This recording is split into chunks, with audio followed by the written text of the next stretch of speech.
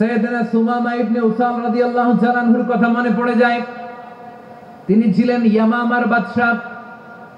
মদিনাতে বিশ্বনবীকে হত্যা করার নিয়তে এসেছিলেন। গোপনে গোপনে বিশ্বনবীকে হত্যা করে আবার ইয়ামামাতে তিনি ফিরে যাবেন। কিন্তু কি অবাক করা কাণ্ড, হত্যা করতে পারে নাই, সাহাবাদের হাতে তিনি ধরা পড়ে গেলেন। সাইয়েদনা সুমামা ইবনে উসাল রাদিয়াল্লাহু তাআলা আনহু হত্যার নিয়তে আসলেন, কিন্তু হত্যা করতে পারলেন না। সাহাবারা ওনাকে ধরে ফেললেন, ধরে মসজিদে নববীর পিলারের মধ্যে বেঁধে রাখলেন। সাহাবারা বললেন, ইয়া রাসূলুল্লাহ, আপনাকে হত্যা করতে এসেছে, তার তো কঠিন ক্যাপিটাল পানিশমেন্ট হওয়া দরকার, কঠিন শাস্তি হওয়া দরকার। বিশ্বনবী বললেন, না, আমি যেটা জানি তোমরা সেটা জানো না। আল্লাহ বললেন, আমি তোমাদেরকে ইহসানের আদেশ দেই। ইন্নাল্লাহা ইয়া'মুরু বিল আদলি ওয়াল ইহসান। আমি তোমাদেরকে যেমনি আদলের নির্দেশনা দেই, তেমনি ভাবে তোমাদেরকে ইহসানের নির্দেশনা দেই। ইহসান, আওয়াজ করে সবাই বলেন তো ইহসান। সবাই বলেননি, সবাই বললে এতটুকু আওয়াজ হবে আমি বিশ্বাস করি না। আওয়াজ করে বলুন আল ইহসান। ইহসান মানে কারো প্রতি সফট হার্টেড হওয়া, মহানুভব হওয়া, অনুগ্রহ পরায়ণ হওয়া, অনুগ্রহশীল হওয়া, একে অপরের প্রতি দয়াদ্র হওয়া। একে অপরের প্রতি দয়াদ্র অনুগ্রহশীল হওয়া ছাড়া মানবিক সমাজ কঠিন কালে গঠন করা সম্ভব না। প্রিয় ভাইরা, সুন্দর আচরণ দিয়ে, ইহসান দিয়ে যা জয় করা যায়, নরম আচরণ দিয়ে যেটা অর্জন করা যায়, কঠোরতা দিয়ে সেটা পারা যায় না। বিষ্ণু ঈসা ইসলাম ইহসান দিয়ে, কোমল আচরণ দিয়ে, তার অনুগ্রহ দিয়ে তিনি অনেক কাফিরের হৃদয়কে জয় করে ফেলেছেন। সাইয়েদনা সুমামা ইবনে উসাল রাদিয়াল্লাহু তাআলা আনহুর কথা মনে পড়ে যায়। তিনি ছিলেন ইয়ামামার বাদশা। মদিনাতে বিশ্বনবীকে হত্যা করার নিয়তে এসেছিলেন। গোপনে গোপনে বিশ্বনবীকে হত্যা করে আবার ইয়ামামাতে তিনি ফিরে যাবেন। কিন্তু কি অবাক করা কাণ্ড, হত্যা করতে পারে নাই, সাহাবাদের হাতে তিনি ধরা পড়ে গেলেন। সাইয়েদনা সুমামা ইবনে উসাল রাদিয়াল্লাহু তাআলা আনহু হত্যার নিয়তে আসলেন, কিন্তু হত্যা করতে পারলেন না। সাহাবারা ওনাকে ধরে ফেললেন, ধরে মসজিদে নববীর পিলারের মধ্যে বেঁধে রাখলেন। সুমামা ইবনে উসাল, সিরাত থেকে শুনেন, সিরাত থেকে শোনাচ্ছি। রাদিয়াল্লাহু তাআলা আনহু ইয়ামামার অধিপতি ছিলেন। ইয়ামামা বিশ্বনবীকে হত্যার জন্য আসছেন, ধরা পড়ে গেছেন, এখন মসজিদে নববীতে বেঁধে রাখছেন। তার মানে বন্দী। এখন স্ট্যাটাস কি? বন্দী, ক্যাপ্টিভ।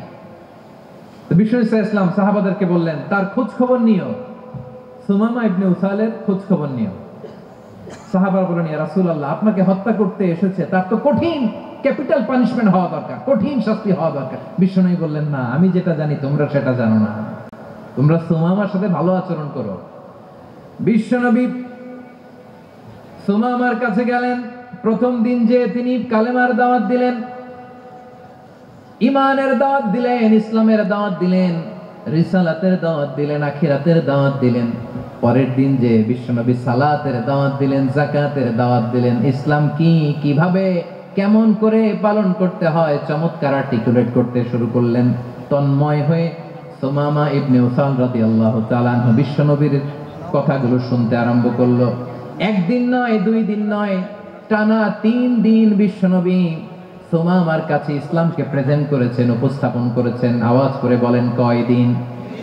3 দিন। 3 দিন মসজিদে নববীতে বাঁধা। আর সাহাবীদেরকে বললেন, তার খোঁজ খবর নিও। তোমরা যে রুটি বানাও এর মধ্যে সবচেয়ে ভালো আটার রুটিটা তারে দিও, সবচেয়ে রিফাইন্ড খেজুর, যেটা পিওর খেজুর, এটা তারে দিও। আর বিশ্বনবী নিজের ওট থেকে দুধ দহন করে ওনার বাড়ির এক কর্মচারীকে বলেছেন, দুধ দহন করে সুমামার জন্য নিয়ে যেও। সুবহানাল্লাহ পড়বেন না?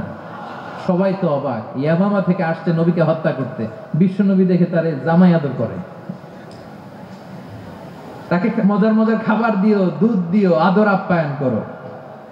একদিন নয়, 2 দিন নয়, টানা 3 দিন বিশ্বনবী এভাবে সুমামার কাছে যে ইসলামকে প্রেজেন্ট করতে আরম্ভ করলেন, ইসলামকে উপস্থাপন করতে শুরু করলেন। আর তাকে চমৎকার এন্টারটেইনমেন্ট, আপ্যায়ন দিতে আরম্ভ করলেন। টানা 3 দিন যখন ইসলামের দ্য বিউটিজ অফ ইসলাম, ইসলামের সুমহান বাণী, সৌন্দর্য তার কাছে উপস্থাপন শেষ, তাকে আপ্যায়ন শেষ, বিশ্বনবী বললেন সাহাবাদেরকে, যাও এবার সুমামার হাতের পায়ের রশি দুটো খুলে দাও। সাহাবারা বললেন, ইয়া রাসূলুল্লাহ, কি বলেন আপনি? ও তো হত্যাকারী, সুযোগ পায় নাই, আপনারে মারতে পারে নাই, ছেড়ে দিলে আবার ও আপনার উপর তলোয়ার নিয়ে ঝাঁপিয়ে পড়বে। নবী এই সিদ্ধান্ত আপনি নিতে যাবেন না। বিশ্বনবী বললেন, যেটা বলেছি সেটা করো, সুমামার রশিগুলো ছেড়ে দাও, সুমামার হাতে পায়ের রশিগুলো যে তোমরা খুলে দাও। সাহাবারা তর্ক জুড়ে দিলেন, লা ইয়া রাসূলুল্লাহ, এমনটা করবেন না, তো ভয়ঙ্কর ভয়ঙ্কর খুনি, কি জানি কি হয়ে যায়। বিশ্বনবী বললেন, না, তার হাতে পায়ের রশিগুলো খুলে দাও। সাহাবারা বিশ্বনবীর কথা মতো তার হাতে পায়ের রশিগুলো খুলে দিল। সুমামা মুহূর্তের মধ্যে মসজিদে নববী থেকে বের হয়, ইয়ামামায় ফিরে না যে মসজিদে নববীর পাশে একটা খেজুর বাগান ছিল, সেখানে চলে গেলেন। সেখানে একটা ছোট্ট কুয়া ছিল, কুয়ার পানি দিয়ে তিনি গোসল করলেন। সুবহানাল্লাহ পড়েন। কুয়ার পানি দিয়ে গোসল করে মসজিদে নববীর সামনে এসে বিশ্বনবী এবং সাহাবাদের সামনে দাঁড়িয়ে সাব্বাবা উঁচু করে বললেন, আশহাদু আল্লা ইলাহা ইল্লাল্লাহ ওয়া আশহাদু আন্না মুহাম্মাদান আবদুহু ওয়া রাসূলুহু। আল্লাহু আকবার।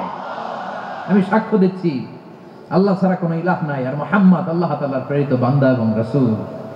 প্রিয় ভাইরা, ইহসান দিয়ে যা জয় করা যায়, কঠোরতা দিয়ে সেটা কঠিনকালেও জয় করা যায় না। আওয়াজ করে বলেন ঠিক কি না?